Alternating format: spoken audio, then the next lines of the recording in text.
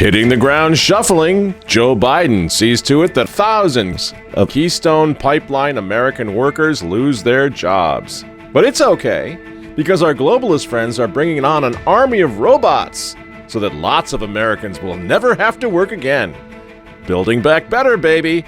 Plus, never-before-seen footage of Archbishop Carlo Maria Vigano. And finally, from the It Could Have Been Worse file, RTV producer Walter Matt spent his year from hell learning how to walk again. Don't lose hope, friends. Team Biden is jumping the shark, and 2021 is going to be a great year for Christian counter-revolution. All that and more tonight from the editor's desk.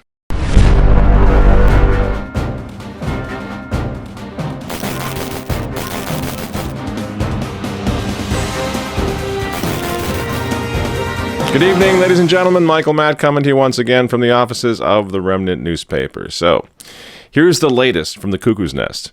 Dr. Anthony Fauci wants us all to stop wearing a mask and start wearing two masks.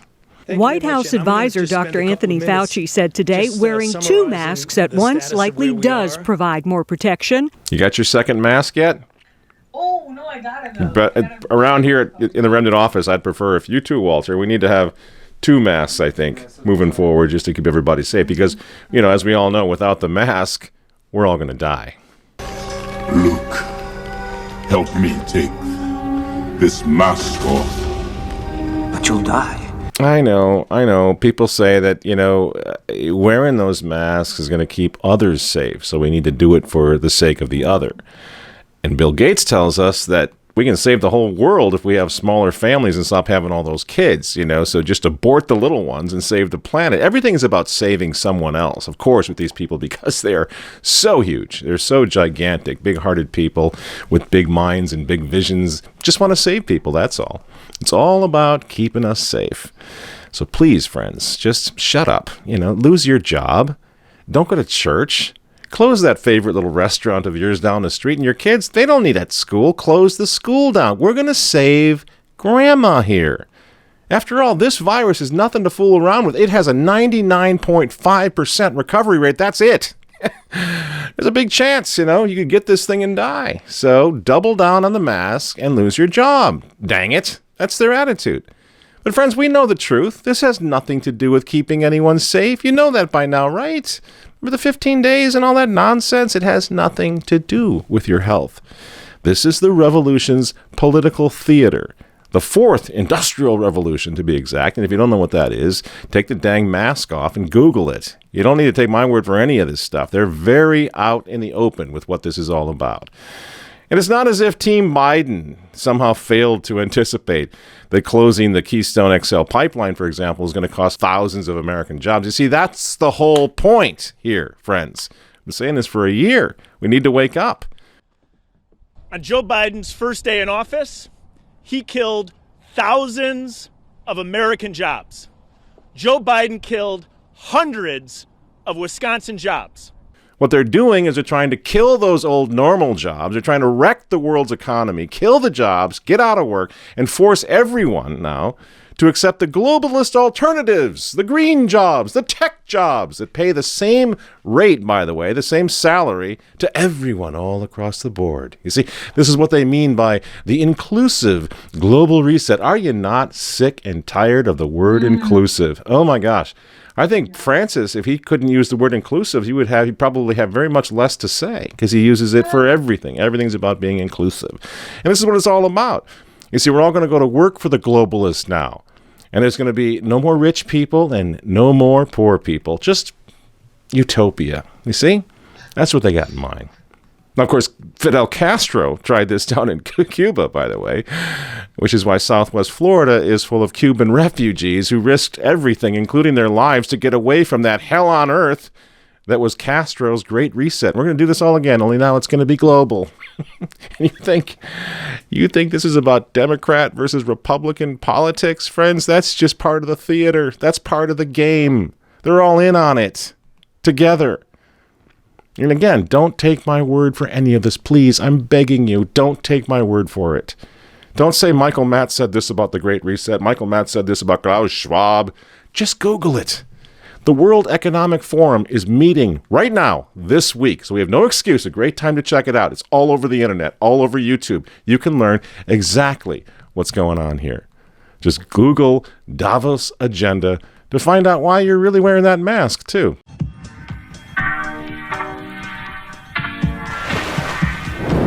What's going on? I'm Lily, and this is the Davos Daily, your go-to source for the biggest highlights of the Davos agenda. From the top. When public health issues become politically charged, like wearing a mask or not becomes a political statement, you cannot imagine how destructive that is to any unified public health message.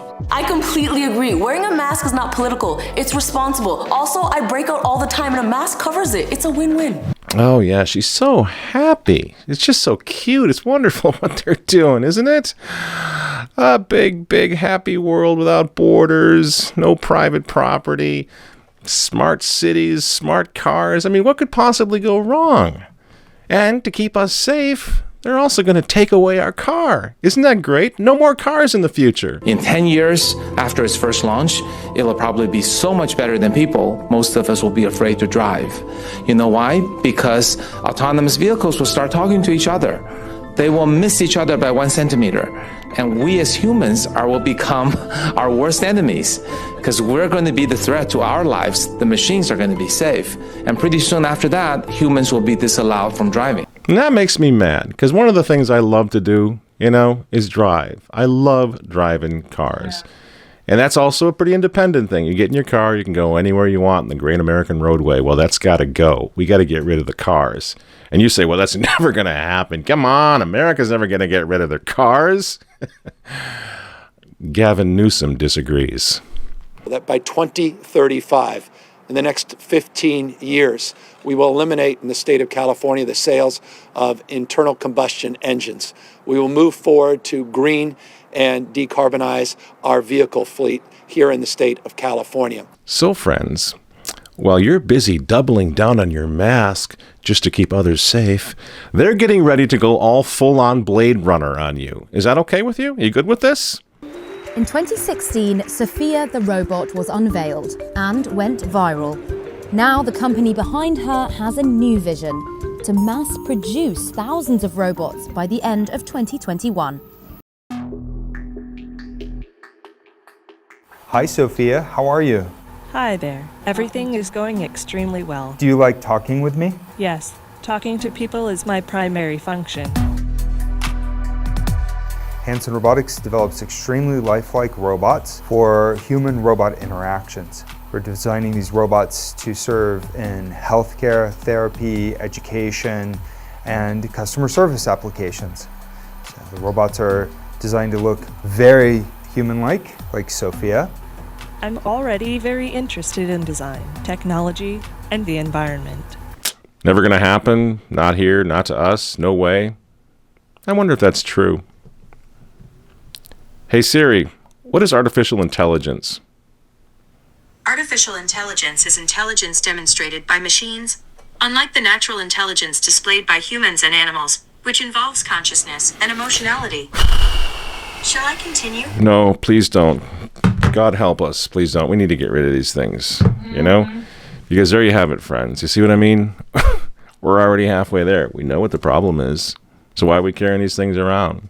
I think it's time to make some serious adjustments. And Elon Musk now, he wants to implant one of these guys in your head. In August 2020, entrepreneur Elon Musk gave a demo of his new company, Neuralink. Connected to our brains with tiny wires, this microchip is synced with AI, enabling humans to control anything from prosthetic limbs to computer games. This working proof of concept has already been fitted into people. It has the potential to completely transform the way we interact online. So there's actually a lot of functions that this device could do related to monitoring your health and warning you about a possible heart attack or stroke or other damage, as well as sort of convenience features like playing music. You do a lot. It's sort of like if your phone went at your brain or something. That's enough of that, man. I can't take it, Can you believe this guy? It really is. And they're so proud of themselves, these little geeks with the pocket protectors from high school, you know. They're ruling the world. And here they go. They're so proud of themselves. We are just now mass producing Sophia. This is Sophia number 24, and many of my previous robots were hand built. However, now we have begun scaling the manufacturing of Sophia so we can make hundreds and into thousands of units. Oh, gee, I just can't wait. Isn't it going to be great? And by the way, guess who's all in on this artificial intelligence? La inteligencia artificial está en la raíz del cambio de época que estamos viviendo. La robótica puede hacer posible un mundo mejor si va unida al bien común. You're starting to get the picture, friends? You know, shut down the world economy, lose all the jobs, build back better, with global corporations enforcing the globalist agenda in every country in the world. You see, they're more powerful than governments. Don't believe me? Just ask Donald Trump. These corporations are how it's going to happen. And in order for these corporations to take off like they're going to do and to enforce, to exercise this level of control over our lives, we're going to have to build back better. We're going to have to lose our jobs, and they're going to start calling all the shots. And pretty soon, we won't have to go to work at all anymore. At Amazon fulfillment centers, robots transport items to humans, who then pack them to be delivered. Amazon believes that within 10 years, they will not need a single human to fulfill an order. So I'm sorry if it seems conspiratorial and tinfoil hattish of me, but that dehumanizing little mask you're wearing, it's really helping. It's helping to literally erase you. You're ceasing to be human, and that's what they want. That's the thing they got going next, transhumanism. You see, first they replaced God with science, and now they want to replace his children with machines. And for added security, these folks are also going to create a digital ID for you just to keep us safe. Provide the mass unemployed with a universal basic income credited onto the Rockefeller and Microsoft-backed digital IDs that are implanted into our hands. You can create a digital ID today. It's a natural evolution of the way that we're going to use technology in any event to transact daily life. And this COVID crisis gives an additional reason for doing that. And I repeat, you think this is about politics as usual? If we vote right in 2024, everything's going to be fine? Well, maybe. I'm going to stay engaged in 2024, but we got work to do right now. And this is why Biden is moving so... I shouldn't say Joe Biden. He doesn't know what he's doing. Team Biden is moving so quickly. We expect these additional 200 million doses to be delivered this summer. And some of it will come begin to come in early summer, but by the midsummer, that this vaccine will be there. And the order, and that increases the total vaccine order in the United States by 50%, from 400 million order to 600 million. This is enough vaccine to fully vaccinate 300 Americans by end of the summer, the beginning of the fall. But we want to make, look, I want to repeat, it'll be enough to fully vaccinate 300 Americans. Scary? No, it's madness. It's the thing that always happens when men try to become gods, which is what they're doing. And we've seen all this before. Remember old Caligula making his horse into a senator in old Rome, pagan Rome? The emperors of Rome really thought they were gods before they were done. And look how that world order ended up. It collapsed beneath the weight of its own madness, just like ours is going to. You see, the cross replaced the Roman eagle, king of the skies and messenger of the highest gods. And from their catacombs, persecuted Christians laid the footings for the greatest civilization in history, friends. The cross, the implement of execution, rose out from the ruins and from the dust of mighty pagan Rome and took over. And that's the way this is going to end too. You see, I'm a child of the Cold War, so I can remember very vividly, clearly, crouching beneath my desk in nuclear war drills in Catholic grade school 150 years ago. There were Soviets everywhere. There were Soviets under the bed. There were Soviets up in the skies. The Russians, the Russians, the Russians. They were everywhere, and they were invincible. But people woke up then, And people are going to wake up now. In fact, people already are. Democrat California Governor Gavin Newsom announcing plans to lift regional stay-at-home orders. But for more than 50 restaurants and wineries suing over the state's restrictions, well, the damage has already been done. Early in 2020, the bishops here in Minnesota defied the governor and opened the churches. I think you'll remember this because there were a few brave priests that were saying, whether you open them or not, or in the parking lots, we're not going to stop having mass and sacraments. There is no weather, and there is no force or principality in heaven and on earth that can stop us from offering the sacrifice of the Mass.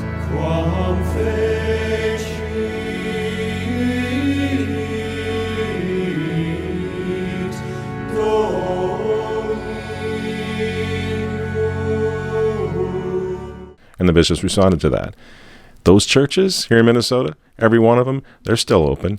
Why? Because bullies get their way only if we remain silent, only if we continue to be afraid of the outcome, afraid of what's going to happen if we stand up and speak out. You want to stop them dead in their tracks, friends? Whether you're Protestant, Jewish, whatever, help us wake the Catholic Church. You know, with its infrastructure throughout the entire world, if the church wakes up tomorrow, the globalists are done tomorrow. And they know it, which is one of the reasons, one of their first orders of business was to seduce our Pope, Pope Francis, into joining their cause. And he willingly complied. You were in South Carolina recently, yes, and a Catholic priest did not give you communion. He said it was because of your position on abortion. Were you offended by that? That's a private matter. I'm not going to talk about that, but it's not a position that I've found anywhere else, including from the Holy Father who gives me communion. You want to stop these guys? Pray for the conversion of Pope Francis. He's key to all of this. Petition your bishops. Tell them to open the churches right now, friends. Completely, with no restrictions. This is ridiculous. Strip clubs are open, Walmart's open, everything else is open, but your churches are closed or they're at 25%, and you're just going to sit back and take that? And everybody's seeing it. The Jewish Canadian commentator, Ezra Levant, puts it this way. Please, bishops of America, listen up. The story of Christianity for centuries was that of a persecuted faith. You're a Christian, you maybe know some of that. And then the first time some jumped up little twerp says, you can't have your church. You say, oh, okay, yeah, what am I going to do? The mayor said so. I guess I'd better shut down this church after 2020 years. I guess I'd better just, it's over. I mean, that's pitiful. And I would say this to the bishops of America. Your Excellencies, we know that not every one of you is an apostate or a coward. There's been a lot of pressure. Collegiality is a powerful thing. The Vatican is coming down hard. We get it. But if you will take your stand now, they're coming after you just like they're coming after us, and you know it. So if you will take your stand, you'll have no greater defenders than us, 80 million patriots who will stand with you. Not with guns. This is not a shooting war, but with God. As far as how Christian patriots do this work of defending our Constitution, defending our country, I want to point once again to members of law enforcement, and I want to thank them for being here today. God bless you, and Merry Christmas to all of you guys. Thank you for your protection and keeping everybody safe. Your Excellencies, you need to act. You need to lead right now. Because if you don't, they're going to crush you. They're going to crush the church, and they're going to crush Christians throughout the entire world. And you know what? I think many of you know it already, because some of you are speaking up. On Inauguration Day, of all days now, just a few weeks ago, the head of the U.S. Catholic Bishops' Conference, out of nowhere, broke ranks, finally, cut the chains of collegiality, finally. Archbishop Jose Gomez wrote an open letter. We talked about this in our last program, and I'll say it again. He writes an open letter against the policies of President now Joe Biden, which would, according to the head of the American Catholic Bishops' Conference, which would advance, quote, advance moral evils and threaten human life and dignity, most seriously in the areas of abortion, contraception, marriage, and gender, end quote. That a boy, Your Excellency. Thank you. God bless you. That's what's needed. That and a whole lot more. And for us, on the part of the lay people out here, we're not going to give up. We can't give up on the church. Christ's church is the means through which God will save the world. To give up on the church is to give up on him. That's how this is going to happen. That's why we've stayed in the church, despite all of the problems, all of the scandals, sex abuse, everything else, because the church is divine and human. The human element is a cesspool right now. The divine element is pure, and it offers us our protection, our only protection, the only hope of the world. So do not give up on the American bishops, because half of them, or even more, have lost the faith. There are many still who have the faith, and here's an example. God bless this man. Here's an example of one who has kept the faith and who is leading the charge now against this evil regime. We live in times when it can seem that the evil one is succeeding in his program of lies and death. In our own nation, the federal government wants to codify as law the totally unjust decision of the Supreme Court, which made legal abortion on demand, and to impose upon schools the teaching of the iniquitous gender theory. At the same time, it threatens to deny the freedom of religion, the freedom of citizens to follow God's plan for the world and for man, inscribed in nature itself and written upon every human heart. Thank God for this man. You know, we can't lose hope in this, friends. I know lots of people say he should have done this, he should have done that, he should have gone faster, he should have said more, he's too little, too late, whatever. We gotta take what we have, consider what we have. That's a courageous statement now. And that's what's standing between us and persecution. Now, persecution, if it comes, it comes. But none of us are eager for it. Like St. Thomas More said, this is the stuff, not the stuff of which martyrs are made. Hopefully it doesn't come to that. And if the bishops wake up in time, it may not. You see, because everything from abortion to the Great Reset to this nightmare, this futuristic nightmare of AI, artificial intelligence, is a direct result, a consequence of our world's rebellion against Almighty God. It's simple as that, friends. You don't have to be a holy Joe or a pious guy to realize that. This is the void. They threw God out. We told God to go to hell. And you know what? Apparently he said, okay, guys, you're on your own. We are his chastisement, or we are becoming his chastisement, especially under somebody like Joe Biden and company. We are the chastisement, which is why we're now creating not heaven on earth, but hell on earth. A hell that millions of people are waking up to right now, and they don't want any part of it, friends, and that's where the hope comes in. Where do you think these 80 million people came from? Because they looked at the hell on earth that these globalists are trying to create. And they jumped up and said no. They stood up and said no. So what do? Forget Joe Biden. He has no power over us unless we stay in fear, unless we're afraid to speak. They're all bullies, as I said before. They're not creative. They don't have any ideas. All they know how to do is tear down. You see, and we have so much more than that. You know, we've been telling the stories of the heroes of our faith, the heroes of history, who defeated little stains like Joe Biden. We've been telling their stories to our children for years, for decades, friends, for a reason. My office wall is lined, and probably yours is too, lined with paintings of these heroes. The Vendéans, the Cristeros, the martyrs of the Colosseum. Tell their stories.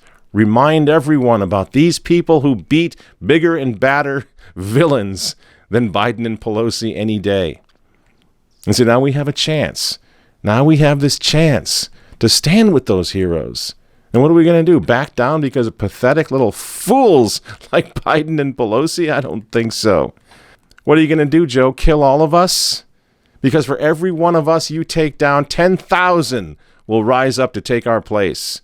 And we know that we have the chance and the honor to stand with God and to change history, and that's what we're going to do. Because, quite frankly, you are literally scaring the hell out of us. It's not so difficult to pray anymore, is it, friends? We're seeing the writing on the wall. It's time to turn back to God. We know what's right. We still believe. And for the first time, we have crystal clear clarity on who the bad guys are, who the good guys are, where the battle lines are, finally. And we're ready to fight. That's what I said last time. This is not a moment of defeat. This is a moment of victory. Like we never would have had 4 years ago, I don't think, because people hadn't woken up yet. We need to praise God for this awakening. We are the woke ones, woke to the thing that's going to change the world, that's going to change history, turning back to Almighty God. I understand. I know it's frightening. I've got 7 children, most of or half of whom are still in homeschool. It's pretty scary. I get it. I'm not trying to ignore or downplay what their agenda is. And we've all been through a lot. And 2020, quite frankly, was a year from hell for all of us. For me, and I'll close on this, for me, 2020 began back in January, 1 year ago, when my eldest son was in a terrible accident and lost his leg. For a time, I thought he was going to lose his life, too. And there I am alone in an airport waiting for a flight, and I lost it, friends. I lost it like I've never lost it before. It was one of the darkest moments of my life. And then I get a text from my son, who's 20 years old at the time, 21 years old. His shattered body lying in a hospital bed 1,000 miles away. And he begged me to go on with the plan, to go to Europe, to do the job that we had set out to do together, to stand with our European allies against apostasy in the Catholic Church in Germany. That was the mission that weekend. And so I went to Munich, where out of the blue, I received an invitation to go to a local hotel and visit a man who I'd never met and who I didn't know at the time was about to emerge in 2020, the year from hell. He was about to emerge as a living, breathing proof that God has not abandoned us. Never saw that coming, that meeting, before I left the country that day, that weekend. I'm not going to go into the details of my first meeting with Archbishop Carlo Maria Vigano, but I will share this little video clip for how my 2020, my year from hell, began at the feet of this holy priest, whose first words to me were, "What is your son's name?" Because I want to offer Mass for him.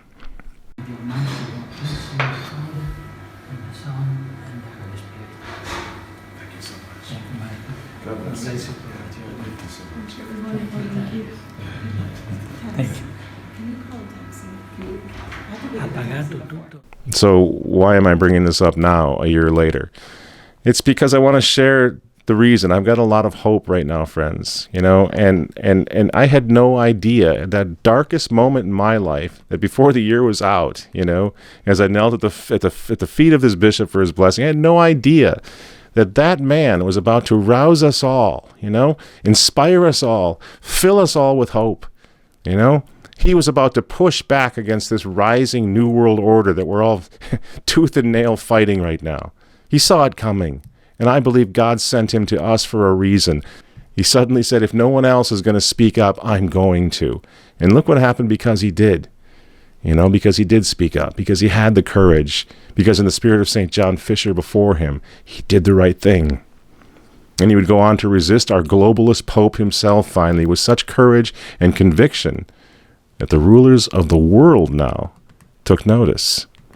The President of the United States retweeted a letter written by the Pope's former nuncio to the United States, Carlo Maria Vigano, famous for his criticisms of the Pope. The President of the United States pointed to the most outspoken critic of Pope Francis, and he told the whole world to listen to him. Donald Trump says it's an honor to have received this message from Archbishop Vigano, adding that he hopes everyone, religious or not, reads it. Don't you see what's going on here, friends? God has not abandoned us. God is calling us. He's calling his children back to him. And the mad and bloodthirsty world has made it so much easier for us to answer that call. Do not be discouraged. Do not give up. They are not all-powerful. And I know, as I said earlier, is anyone else finding it easier to pray right now? Easier maybe than ever before? I am. Because 2020 helped us all to return our trust, not to the temporary occupants of the White House, friends, but to return our trust to God more than ever before. Because that's the answer. That's truly, truly the answer. Everything else is just part of the process of getting to this point of realizing that God is the answer. You see? And they spent 500 years trying to drive that out of our society, drive that out of our lives, that he is the answer. 500 years warring against his church for a reason. Because if we continue to believe in him, we become invincible before them. If we continue to trust in him, the guns and swords fall from their hands. They can't touch us. Because we're all going to be dead in 50 years anyway. It's just a question of what we do with the time that we've been given. Wouldn't you rather go down swinging? Rosary in one hand, sword in the other? I certainly would. What's happening to us right now could very well be the means of our salvation, because we will never take the faith for granted when we see what happens to the world without God. I don't know, Trump lost the White House, and that was tough. But nothing really changes for us. We just got to get up and keep walking. And some of us even had to learn to walk again in the middle of 2020, the year from hell. Walter Matt, exactly 1 year after losing his leg, back to the skinny skis. Thought maybe he'd never ski again. And this is his first day on skis. And how does it feel, man? Pretty good. Out of shape. A little out of shape, yeah. What? So did you ever think you'd be back on skis? No, I never. That's possible. All right, ski out of here. We'll see you going away. I'm going to check your form this time just to make sure it's perfect.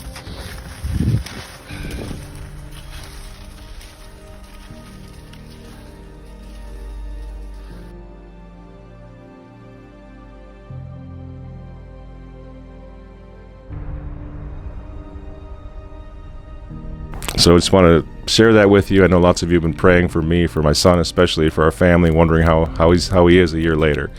And we're doing great. Thanks be to God, and thanks to you for your prayers. As a matter of fact, my son's right here standing behind his camera. I won't point it to him because you'll get embarrassed. But he's here, he's doing fine. And that's the real beauty, friends, of the family coming together.